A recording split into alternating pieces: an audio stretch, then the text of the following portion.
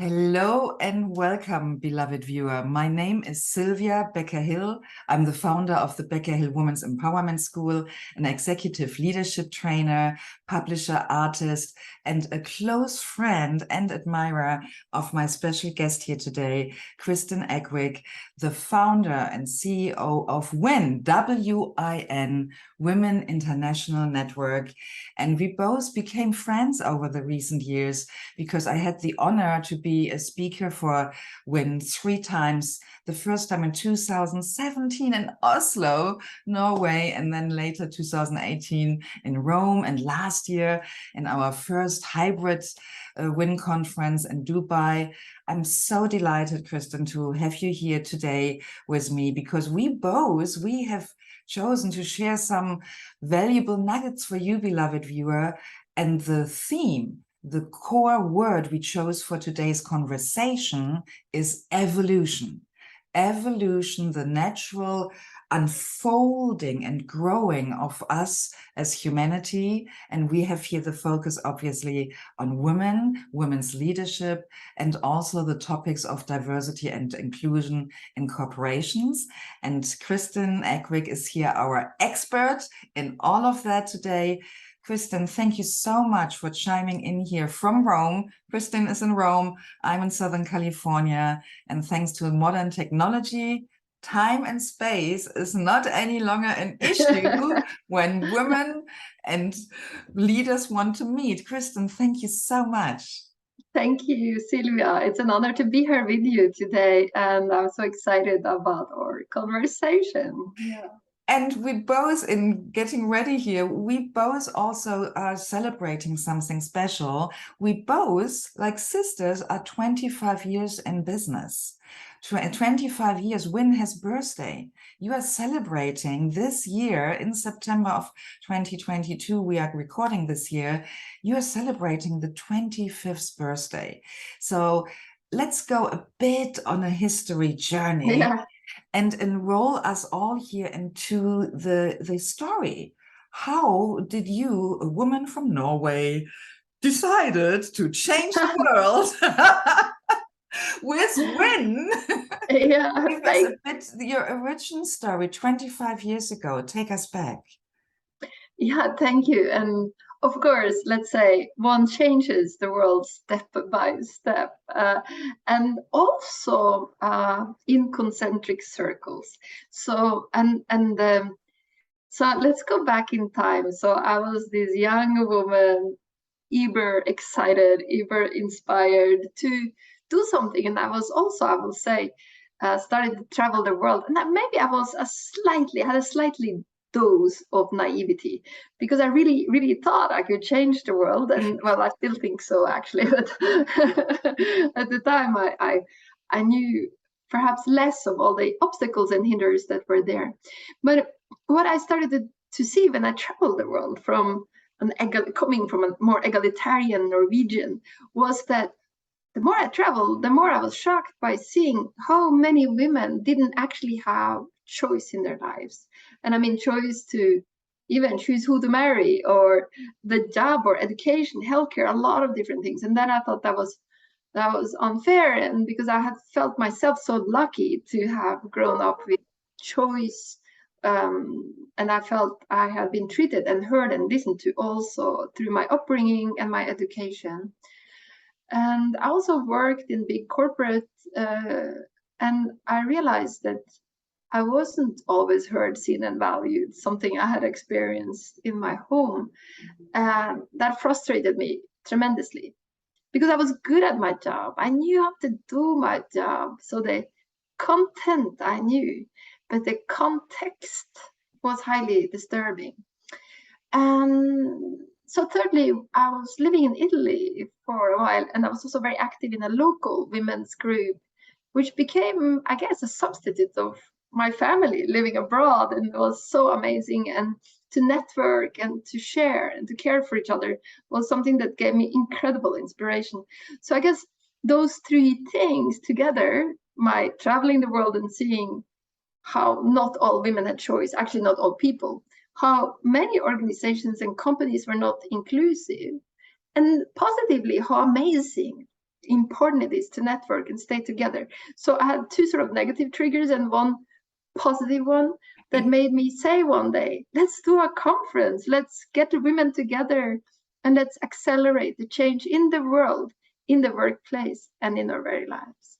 Beautiful, beautiful. I love the vision you give us, or the image of you like a woman collecting all these seeds, traveling around the world and collecting the seeds of impressions, making connections, collecting the information, also the seeds of your own experience. I experienced WIN, which we will talk about next. WIN is a very different kind of conference. And I can already see now from your traveling how you bring these different cultural elements, the different music, the different food, the different clothes, traditions, and everything together to create something new. And I would like to ask you, our beloved viewer, for yourself, I invite you for the last 25 years to do a quick moment here of like a time traveling. How have you perceived in your own life, independent which gender you have or how you identify on the gender spectrum, the whole concept of being seen and heard? And I would like to add being safe in that, because we still have around the world, sadly, places where it's not even safe for women to be seen and heard. So beloved viewer, reflect on that. The last 25 years, so from the late 90s till now, 1997 to now, what have you experienced? Where have you been traveling? What do you see are women experiencing in your environments? Look into your families. When I work with male top executives around the whole question, how can they bring diversity and inclusion into their corporations, I often have a conversation with them about their mothers, because that is often where it emotionally clicks, because my clients, they love their mothers, and they often have never thought, looking at their mothers from a diversity and inclusion perspective, how their lives showed up for them, the son. So I invite you, beloved viewer, make what we are discussing here personal by always translating it to your world perspective. Nothing Kristin and I are talking here about is written into stone or the right way of viewing things. We are sharing here an evolutionary journey from Kristin and me on a personal level, but also on a huge scale, global level. So Kristin, my next question for you is, you've started it, and as you said, concentric circles, you started small and you grew, and yet from the very beginning, I know you were very precise and clear. I don't want to repeat the usual conference. There's something missing. If I want to change the world, the place where leaders meet has to be already a changed one, has to be already evolved and different. So bring us a bit into the essence. What makes WIN different?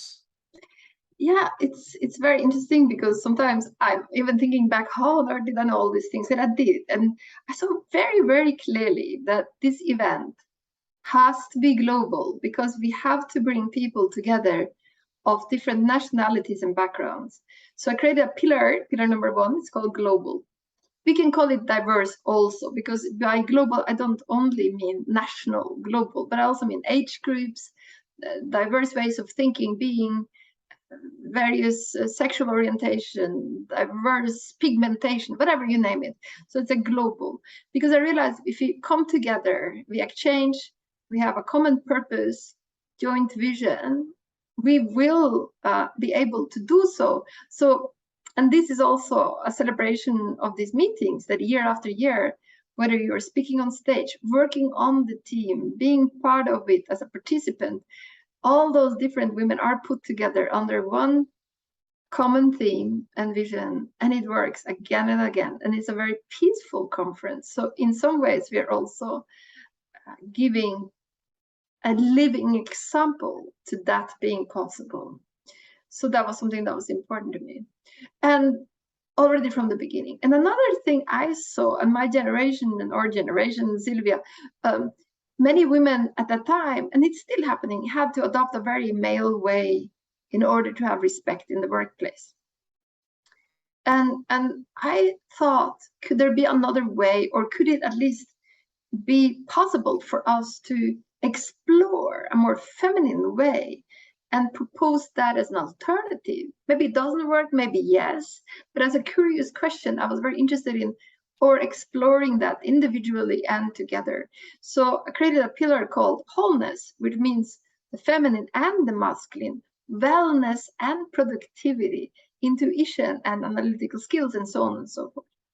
And I also looked at, oh, once we start doing that, then we start asking, who am I? So then I created another pillar called authenticity. So let's also work on that, because I thought, if we are in this garden called this conference, I want to know who are all these different flowers that could possibly grow here. So the approach was also very much on creating a garden rather than a specific theme or having a specific speaker, but that all these people together in that garden.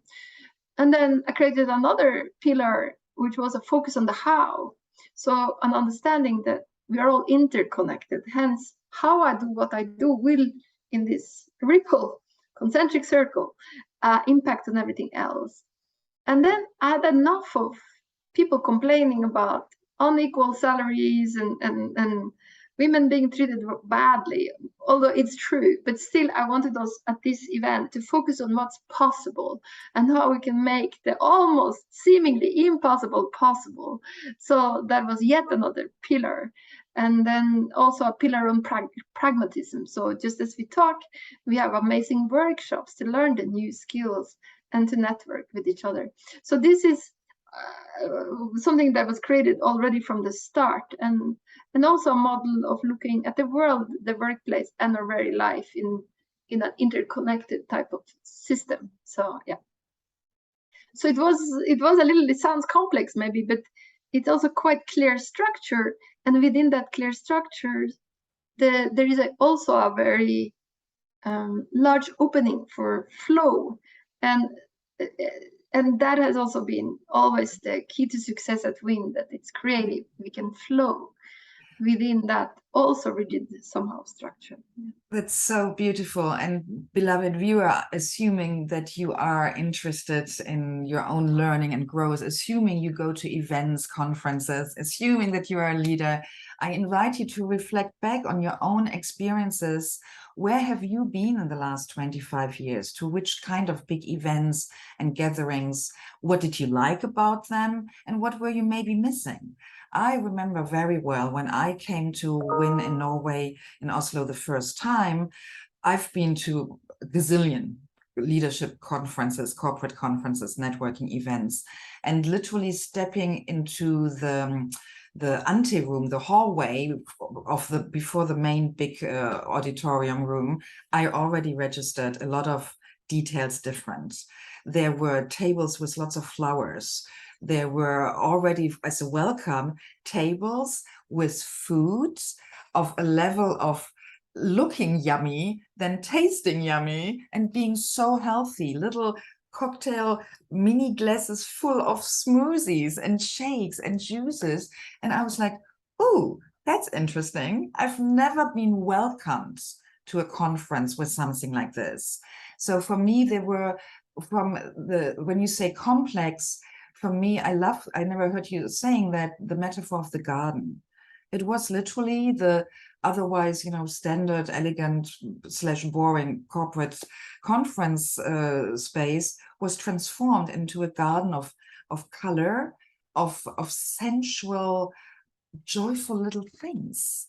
I mean, I'm a very sensitive woman and I love colors, and just to enter the hallway and seeing also big poster boards for networking, where we could use Post-its to arrange things. Hey, I'm in this hotel. Do you need a roommate? I need someone to ride to the. So there was already so much happening just in the pre-room, the ante-room, before the real conference even started. So my point is that your conference, WIN, starts before it starts, and it offers a lot of touch points, which, and even though I work with gender topics and diversity, I still struggle with the language. We have these terms, masculine and feminine, and I feel like we need to invent new words, because they still create this dichotomy, this kind of either or, black and white thinking. Because when I say now, I felt so welcomed as a woman because there were so much feminine, beautiful little touches everywhere. On one hand, it feels true to honor the feminine hand, but on the other hand, I don't want to bring forward the cliche that men couldn't do the same thing.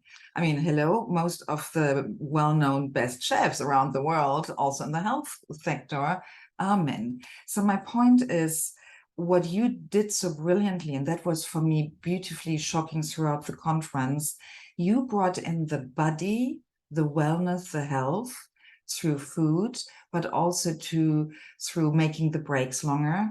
And we all know that from scientific research, the real relationship building happening, decision-making of new alliances, collaboration, they happen during the breaks. For most people attending conferences, it's not the speaker or the content, which is the most valuable in the long run, it's the relationships. So how can I produce a relationship when the restrooms are far away, there's a long queue, and I spent 20 minutes of precious 30 minutes break in a conference waiting to get into the restroom? So I love that you created a space where even the breaks became valuable for relationship building. And that leads me to the next question. You have a way of creating collaborations with companies and corporations who have evolution as part of their mission for themselves. They want to evolve, and they want that their services and products help the world to evolve. And you create these, I don't remember your word for it, but the sponsorship area, sponsor, marketplace. And I had the most amazing conversations and new relationships happening in these spaces. Talk a bit about that. How did you come up with the idea? Who are these companies? And why is that different from like a trade show where just companies pay for their booths and make the advertising? When does it so differently? What's the magic? Thank you. No, I think it's also a deep honoring that they support this initiative, and I think it's also run from that perspective that that they are a part of the event. It's not like a separate thing. I think, just as I said, the speakers, the participants, the sponsors, the team, we're all part of making this happen in an interdependent system. But more than anything, I think we have managed to attract over the years companies that also wanted to do something for women or for diversity or inclusion or sustainability, all the topics we work with. And to show that off. And again, we also go back to the pillars. I tell them too, and you have a booth, if you have a stand, please show the products that are linked to the work you want to show off in this context, and care and share, because that's also very important for us, you know. So yeah, and then we design it. I think we are a very creative organization. So it's and beauty is one of our key values: beauty, quality, inclusion. And so we want it to look beautiful. We want it to be, I mean, truly beautiful, because beauty is also part of creating that space where we feel safe. So if there is good food, if there is art, music, then we all relax. And it's also a common denominator for many people. So if you have a stand, we're having a coffee together or a juice together, or there's beautiful music in the background, we have that in common. It's easier to open up and become human towards each other. So, and the companies too, you know, it's a long discussion. Many companies have dealt with inclusion, diversity, equity for many, many years, and it doesn't. Some are having success with it, some are not. But they're all trying very hard, and I think when they come to WIN, it's a stimulus also for them to not only show what they're doing, but to connect with other companies and professionals that are doing something. So, well, I remember in Oslo, one of your big partners, they came there and brought 50 of their female high potentials to the conference. Yeah. Oh my gosh, what a brilliant idea for them. Yes, Because it's unbelievable. The training, the education, the empowerment, these 50 high potential women got through the conference was for them so much more efficient and productive than having their own educational HR development department. Yeah, so it was also cost effective. And I remember I spoke with this woman because you could see them. They were huddling first together till they broke up and branched out to meet other women. But they were somehow recognizable because they had a strong corporate culture. So I spoke with them, and some said that since their CEO had partnered with you, that they could see the impact of WIN on their corporate culture. Yeah, definitely. And so WIN made a difference for these women on a really deep, lasting level for years to come, because it has impacted positively the conversation inside the company. It has given women the proof. Our CEO, our leadership has our back. This is not just lip service. Oh, we are into diversity and inclusion. We love everyone. No, they were living it. They were investing into their female staff. And I met some of their female leaders, and they told me they have grown through the ranks because of their company being a partner of WIN. I mean, I get goosebumps sharing that. I know, and it is so true, and so and I have met women, who maybe came to this WINConference leadership experience years ago and who have really gone up the ranks, and they said WIN was the pivotal moment. It was the moment that made them sort of alter their course and believing it was possible. And sometimes it's even touching for me to know that change it has had, because you can think, what does a 3-4 day event do? But in fact, it is very, very powerful, and it's very transformational. And then, it's also challenging because sometimes people change and you get a new boss in some of these companies and they cannot believe, no, we're not sending people to conferences. We will do that internally. But it's not the same, because at this particular event, there are always with so many others. So the input, the stimulus, the accelerated even energy in the room, even in the invisible part of WIN, there is power that creates that change. Yes. And for me, you bring that back to the very start of our conversation, the traveling. When we want to change, and beloved viewer, I want you to think about that too. When you change rooms, I mean, we have different rooms in our house, most of us. I mean, depending where you live and your income and your financial resources, depending on that, obviously rooms look different, or the number, but we have different rooms for different things. We have a sleeping room, we have a kitchen, we have a restroom, we have a bathroom. A space we are in determines how we show up and what we do in that space.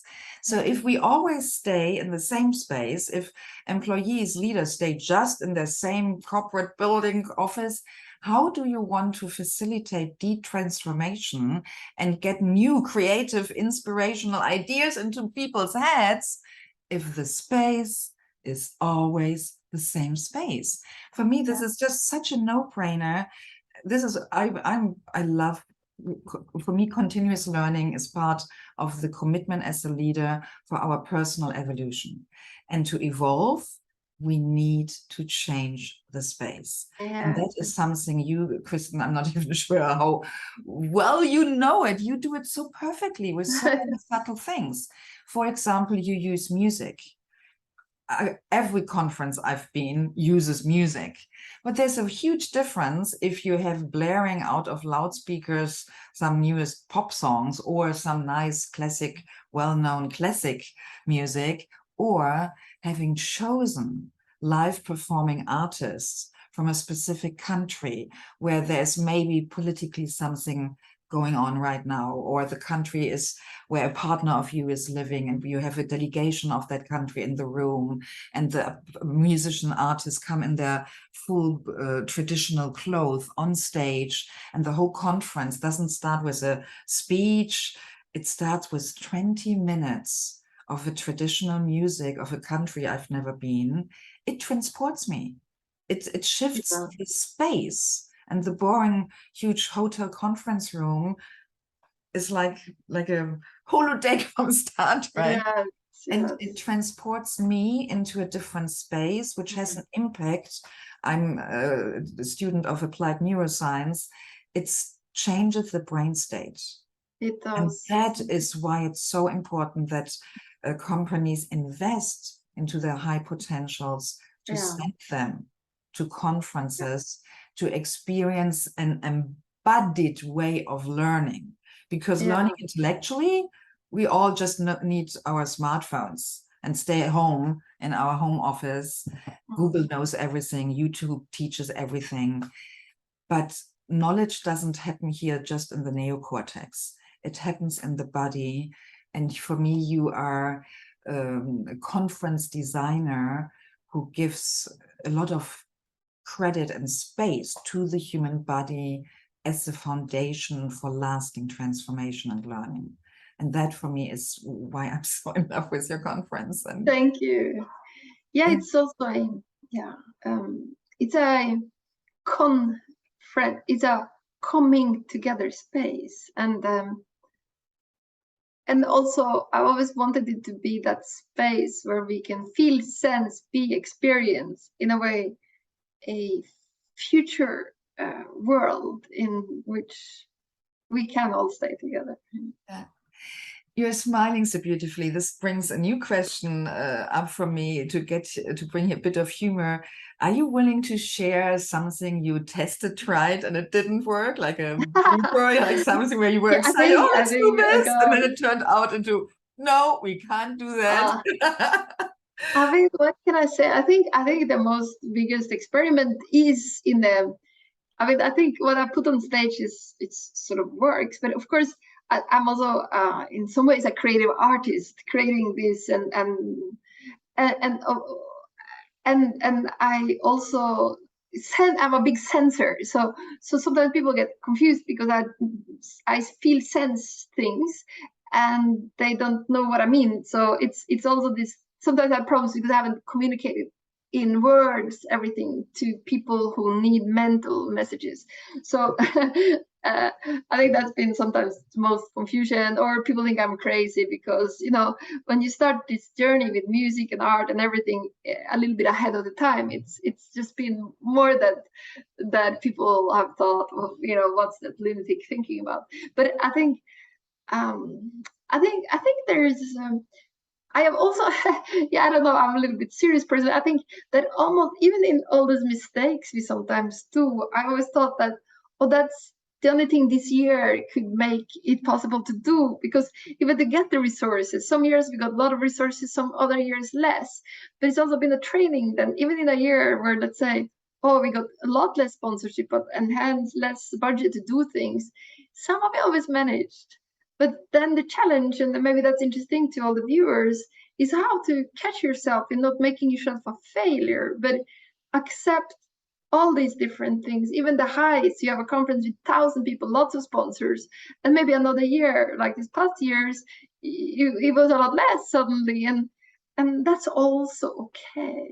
Yes. And but I think, working with many different cultures, when one of my staff once said to me, she was going to the hairdresser in the morning and coming a little late, and I thought she would come much, like I thought she would be away for an hour, but she had to do all her little things in her hair that took basically 6 hours, and then so we have, when you work cross-culturally, there are all sorts of things that can happen, but there's so many stories. Well, beloved Yeah. viewer, to give you a taste, maybe I can share some of my experiences again. And my invitation for you, beloved viewer, is always, as I said, translate that into your own experience. What is your ideal conference?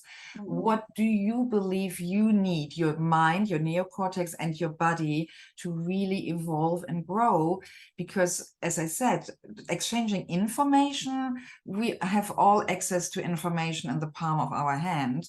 It's about relationship building, and it's about evolution. And what I love about when you offer a huge buffet through all the workshops of a variety, a diversity, it's like, I'm rolling back now, it's like a diversity of a huge buffet. I, as a participant, I have been meditating at your conferences. Yeah. I have been exposed through gazillion Excel sheets with statistics and numbers from some of the speakers to get insider reports from research I remember one was a think tank where we learned certain technology, how to produce new product ideas. And so from PowerPoint, Excel sheets, statistics, to meditation, belly dancing, painting, drawing, the whole bandwidth. And for me, this, again, I get goosebumps. Diversity, if we take it serious, and inclusion, it has to be everywhere. And when we use the word intersectionality, or you use the word interrelated system, it's everything. From the food we offer and consume during the breaks, to the space, to how we interact. And you shared your value of beauty. I didn't think of preparing it. It's now in a different room in my library below my home office. I still have the conference book from 2017 in my library.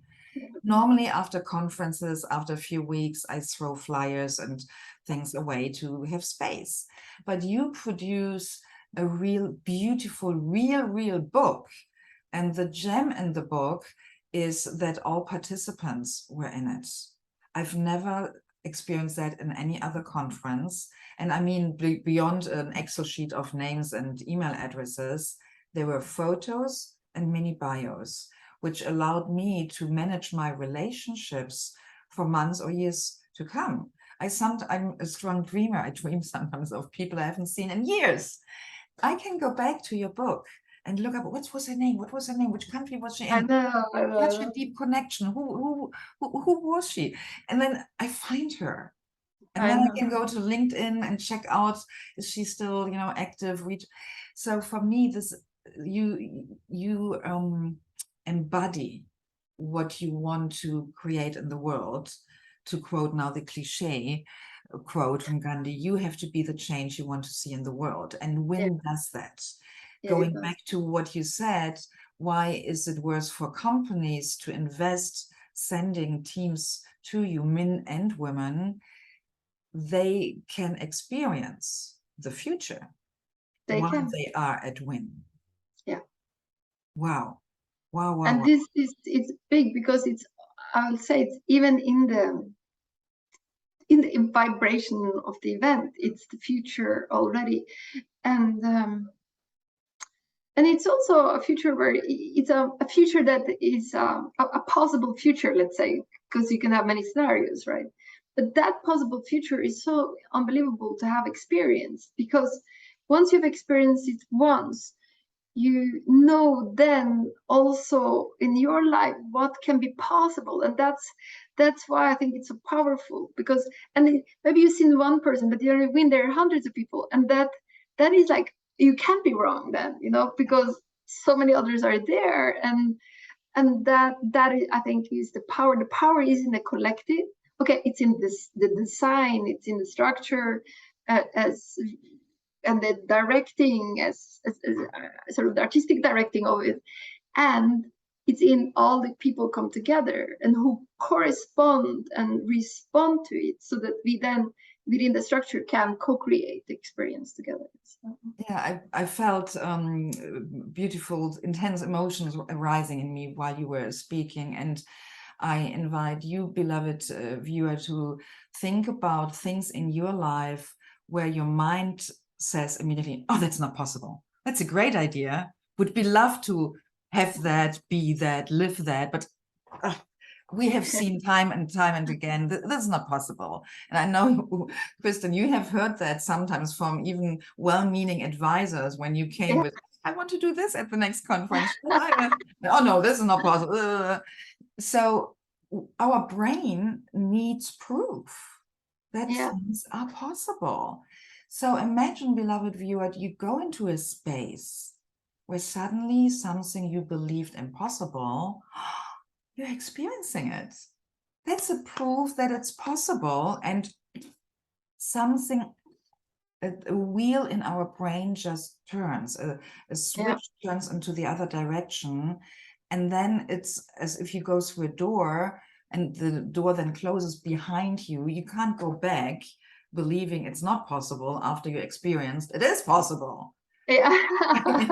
And that, I think, is extremely powerful in what you do, Kristin. And this is why WIN is such a transformative conference and fosters, empowers humanity's evolution. So in the last moments here, what do you see when you look over the 25 years are the biggest changes you see in corporations in the world around diversity and inclusion? And what do you see like the 1, 2, maximum 3 current most important?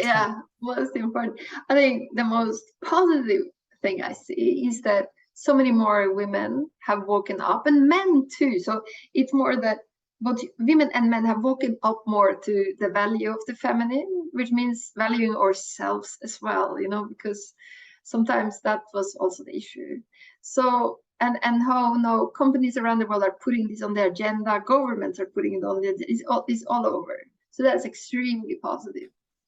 Then, so this I'm very happy about. And I think the fact that more than anything is the fact that women and men, particularly women, are waking up at an individual level, because this way we have also a better possibility to say no, to set boundaries, and to expand a more better and possible future. Because we also have seen regression these 25 years also. There are countries that are regressing, where women's freedom of various types of choices are no longer so obvious. And there are unfortunately numerous countries like that. There are also companies that are much more greed driven than even 25 years ago, where they wanted to support and do things. So there is both happening at the same time at the moment. Both this possible future of greatness and inclusion and a little bit more of contraction. And I think in this time when there is both contraction and expansion going on, each and every one of us also have a choice, and that choice is to step into this expansion as much as you can, because of course right around us there's a lot of things happening that can bring up fear. So join people who are staying in that vision of a more inspired, inclusive, joyful, regenerative future, and then that future is the one that will accelerate and be more present in your life. So beautiful, yes. And for me, what you reiterate is the metaphor of the garden. Yeah, and the concept of evolution. It's not linear. Yeah, it's the progression. It's not linear. It's messy. It's messy. It's human. And I also have to think of, I'm from Germany originally, and I studied philosophy. And the German philosopher Hegel, for me, he described history in a very metaphorical, clear way. And I just took here out of my drawer a pendulum. He said very clearly, history is not just moving upwards in a linear way. It's a dance between, you have one pole, a thesis, and then the pendulum goes to the antithesis, and then the best of both, evolutionary, build the synthesis. But that even doesn't stay on the same level. It goes up and up and up and up. So what we see in the moment globally, the regression, as horrible it is for the specific countries and groups, for me, it also is a sign of the overall progress. Because when there is movement forward, there is resistance, there is pain, there is fear. So it's, or we know it here from organizational development, the 7 changes of the logic of change. When there is breakthrough, there is, oh, wait a minute, oh my God, what is it? So we have to remember that. It's not a linear, straight, logical, and this is why I love the garden. I live here, gratefully in a big garden. My husband has a green thumb, and grass doesn't grow faster when you pull at it. The trees are not growing straight. No. You have a huge flower patch. Not all flowers grow the same speed. They're in the same spot, same soil. They get the same sun, maybe not exactly the same amount of water, but still they grow so differently. So I want you, beloved viewer, wherever you are in your own evolutionary journey or your company, to be compassionate with yourself, others, and the world. It's messy. And it will stay messy for some time. But as long the messiness, the back and forth goes upwards, which evolution always does, I'm optimistic. I'm optimistic. And Kristin, thank you so much for what you're doing for over 25 years. You're so humble. You never brag. You've done so much internationally for women and their leadership, their careers, and for companies to embrace the messy challenge of changing mindsets, not only in the people, but in everything, the systems, the structures. As we both here reiterated several times, it's all interconnected. It's an ecosystem. And it's not just about women. Women's rights are human rights is a beautiful thing. And even that doesn't capture it. It's even more than that. It's complex, it's messy, it's glorious. I'm officially thanking you from everyone watching this. Thank you so much. And thank you for inviting me here and for being part of it. And also to all of you listening in, it's we can't do this change alone. And so we have to work together. There is a flower in all of you too, so this is fitting for our garden. And I think the last thing, instead of working from our hearts, I think sometimes or from what we believe in, let's say, and what you care for. And I know some people think that's not possible all the time, but I want to say it is. I think also more than anything, these 25 years of WIN is also a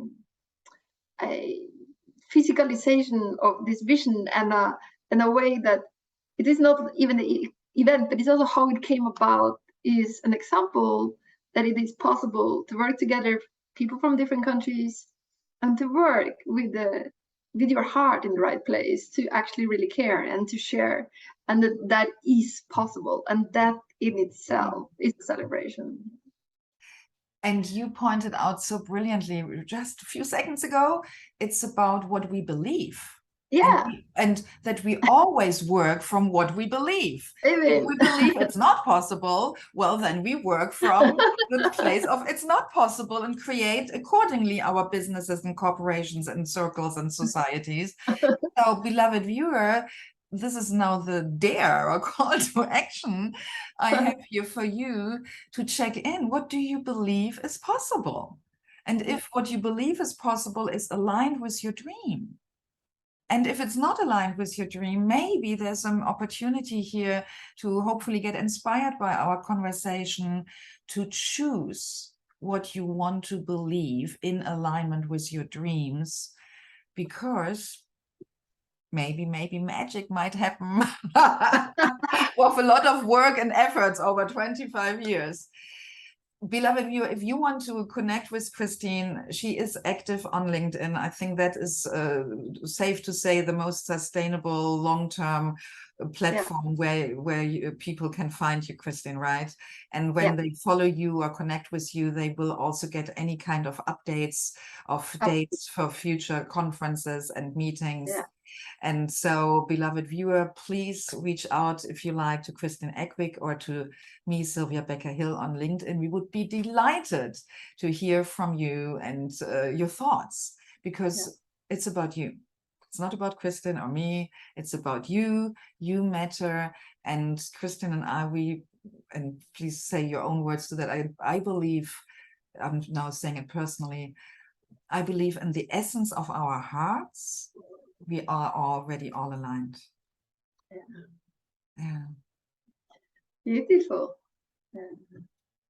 Thank you so much, Kristin. Thank you, beloved viewer. Thank you. Please share this interview here if you think it can inspire others or colleagues. Please, this is not copyrighted. We want to get it out into the world. Evolution is happening anyway, and it's up to us to co-create it in the direction we want to go. Thank you. Thank you.